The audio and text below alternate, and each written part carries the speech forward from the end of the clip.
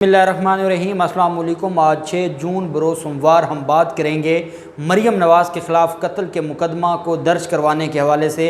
पाकिस्तान तहरीक इंसाफ के कारकुन का कत्ल और कातिला मरियम नवाज़ हैं, ये एक कार्रवाई शुरू की गई है और ये इस इम्पोर्टेड हुकूमत में मरियम नवाज़ के ख़िलाफ़ पहली कार्रवाई है। उसकी तफसील मैं आपके साथ शेयर करूँगा। एतजाज़ अहसन साहब ने बड़ा खुल के जो इम्पोर्टेड हुकूमत है और शहबाज शरीफ और नून लीग जिस तरीके से नून लीग की पॉलिसीज़ हैं वो सामने आ रही हैं, उस पर बड़े खुल कर शहबाज शरीफ की मुखालफत की है और शरीफ ख़ानदान को उनका असल चेहरा बेनकाब किया है। उसकी तफसील भी मैं आपके साथ शेयर करूंगा।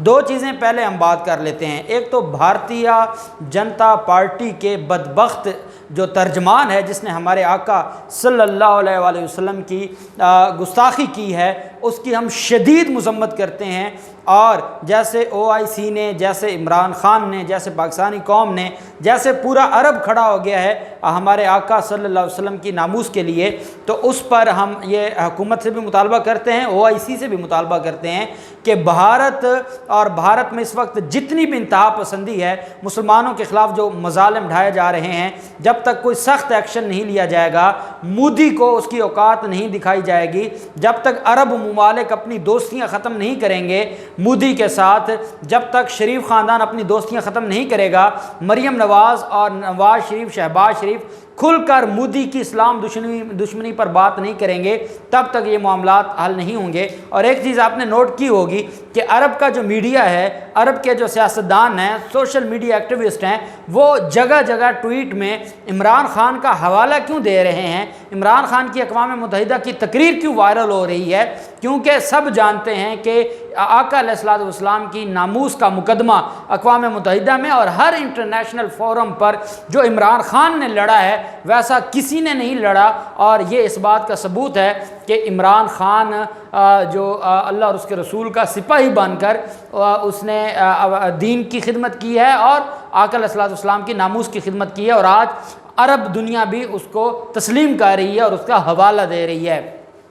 दूसरी तरफ हम बात करेंगे, आप जानते हैं कि बिलावल ज़रदारी जब से वज़ीर ख़ारजा बने हैं वो पाकिस्तान में आपको नज़र नहीं है, उनकी कोई प्रेस कॉन्फ्रेंस, उनका जो कुछ भी है वो सिर्फ़ अपने मामलात, सिर्फ पाकिस्तान पीपल्स पार्टी का फ्यूचर, सिर्फ अमेरिका में जो उनकी CV है उस मामलात पर लगे हुए हैं। और ख़बरें तो ये भी आ रही हैं कि हिना रब्बानी खैर भी नहीं है पाकिस्तान में और वो कहीं किसी दौरे पर गए हुए हैं। आज सलीम साफ़ी ने यह कहा है कि वज़ीर आज़म साहब आपका वज़ीर ख़ारजा बैरून मुल्क है, जब से वो वज़ीर ख़ारजा बना है वो पाकिस्तान में नहीं बैठा, खुदा के लिए अपने वज़ीर ख़ारजा को पाकिस्तान के दौरे पर दावत दे दें। और कामरान ख़ान कहते हैं कि जो वज़ीर ख़ारजा है, जो इस वक्त 60 रुपए पेट्रोल बढ़ा है, पाकिस्तान पीपल्स पार्टी ये कहे कि नहीं वो बिल्कुल इस मामले में इन्वॉल्व नहीं है, तो पाकिस्तान पीपल्स पार्टी अब अगर रज़ा रब्बानी इसके ऊपर को बात करे या फ़रहतुल्लाह बाबर को बात करे, वो जमहूरी होने की बात करें, जैसे सुप्रीम कोर्ट में रज़ा रब्बानी साहब ने कहा था कि आर्मी अदालतों के वक्त मैंने रोते हुए जो वोट दिया था आर्मी अदालतों के हक़ में, तो आपने हमेशा ही ऐसे किया है। बातें आप जमहूरियत की करते हैं, सिविल सुपरमेसी की करते हैं, लेकिन आप मजबूर होके जो नाम नहाद मजबूरी का आप एक ढोंग रचाते हैं और आप हमेशा जो जरदारी के हक़ में वोट देते हैं, तो कौम को बेवकूफ़ ना बनाएं। कौम जानती है कि ये जो 60 रुपए पेट्रोल बढ़ा है, ये जो जितने भी ISI का जो स्क्रीनिंग जो उनको एक अख्तियार दिया गया है सिविल ब्यूरोक्रेसी के हवाले से, इन सारी चीज़ों में जरदारी और आसिफ जरदारी, बिलावल जरदारी इन्वॉल्व हैं, वो इन सारी चीज़ों के ज़िम्मेदार हैं। इस वजह से कौम को बेवकूफ़ ना बनाएं। ये ना कहें कि आप बरी ज़िम्मा हैं, आप बरी ज़िम्मा नहीं हैं, बल्कि आपकी ज़िम्मेदारी बनती है और आप बरी ज़िम्मा नहीं हो सकते।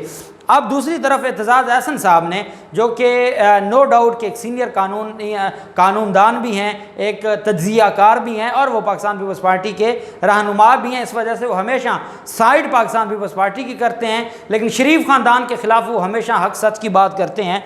उनकी तरफ से यह कहा गया है कि मौजूदा हुकूमत नून लीग की ही है, मगर इनकी पॉलिसियों की वजह से इत्तेहादी जमातों का भी चेहरा स्याह हो रहा है और उनकी सियासत ख़राब हो रही है। उनकी तरफ से यह کہا گیا کہ وزارت داخلہ آدھی حکومت ہے اور آدھی حکومت وزارت خزانہ ہے، یہ دونوں وزارتیں نون لیگ کے پاس ہیں، اس لیے یہ حکومت تو نون لیگ کی ہے۔ مگر سننے میں آیا ہے کہ شہباز شریف کو پٹرول کی قیمتوں میں اضافے کی خبر اگلے دن ہوئی۔ کہا جا رہا ہے کہ وزیر خزانہ مفتاح اسماعیل وزیر اعظم سے بھی کچھ پوچھنا ضروری نہیں سمجھتے۔ یہ اعتزاز احسن صاحب کہہ رہے ہیں کہ شہباز شریف کو بتائے بغیر شہباز شریف کو اگلے دن پتہ چلتا ہے اور پہلے ہی مفتاح اسماعیل جو وزیر خزانہ ہیں وہ اس میں اضافہ کر دیتے ہیں پٹرول کی قیمتوں میں۔ اس پر اعتزاز احسن صاحب کہتے ہیں کہ جب یہ شہباز شریف کو نہیں اعتماد میں لیتے تو انہوں نے اتحادی جماعتوں کو کیا اعتماد میں لینا ہے۔ اس وجہ سے انہوں نے کہا کہ ایسی پالیسیوں سے یہ حکومت اتحادیوں کو بھی خراب کر رہی ہے۔ انہوں نے کہا کہ پیپلز پارٹی ایک عوامی جماعت ہے اور اس کا ایک مزاج نہیں ہے کہ اتنے ٹیکسز عائد کیے جائیں، یہ تو ریلیف روزگار دینے والی جماعت ہے۔ نون لیگ کی حکومت کاروباری طبقے کو خوش کرنے کی کوشش کرتی ہے، جبکہ Peoples Party middle class, lower middle class اور کمزور طبقے کو ریلیف دینے کی کوشش کرتی ہے۔ جیسے اعتزاز احسن صاحب، آپ کی پاکستان پیپلز پارٹی نے سندھ میں جو middle class, lower middle class اور ان کو آپ نے جو حق دیے ہیں پوری قوم جانتی ہے۔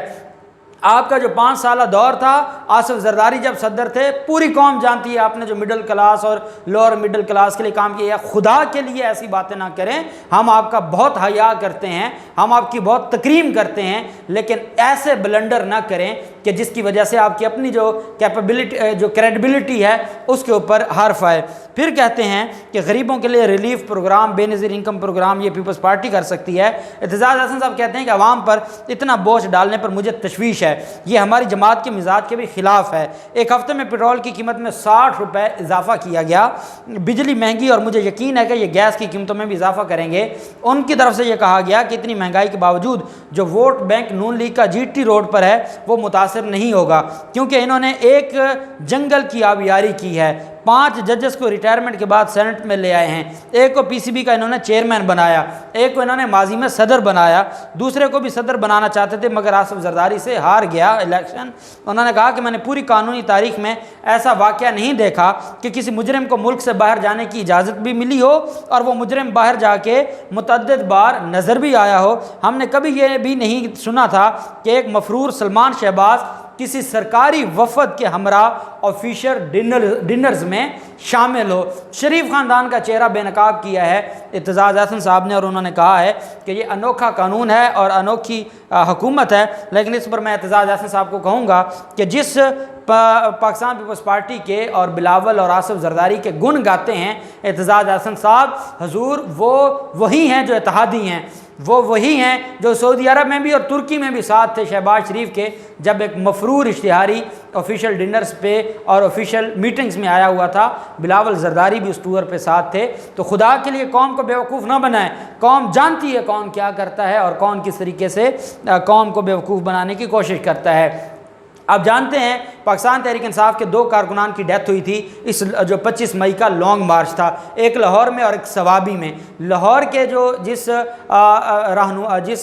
کارکن کی ڈیتھ ہوئی تھی اس پر ان کی وائف نے درخواست دی تھی قبر کشائی کی، وہ ابھی معاملہ پینڈنگ ہے اور اس کو پاکستان تحریک انصاف نے اون کرتے ہوئے اس مقدمے کو اپنے ہاتھ میں لیا ہے اور قانون کے مطابق اس کیس کو لے کے چل رہے ہیں۔ اب خیبر پختونخوا میں جہاں اپنی حکومت ہے پاکستان تحریک انصاف کی اور وہاں پاکستان تحریک انصاف کے کارکن کی جو ڈیتھ ہوئی تھی اس پر یہ درخواست دائر کی گئی ہے۔ خیبر پختونخوا کے ضلع سوابی میں پل سے گر کر جاں بحق ہونے والے پاکستان تحریک انصاف کے کارکن کے بھائی نے نون لیگ کی قیادت کے خلاف اندراج مقدمہ کی درخواست دے دی ہے۔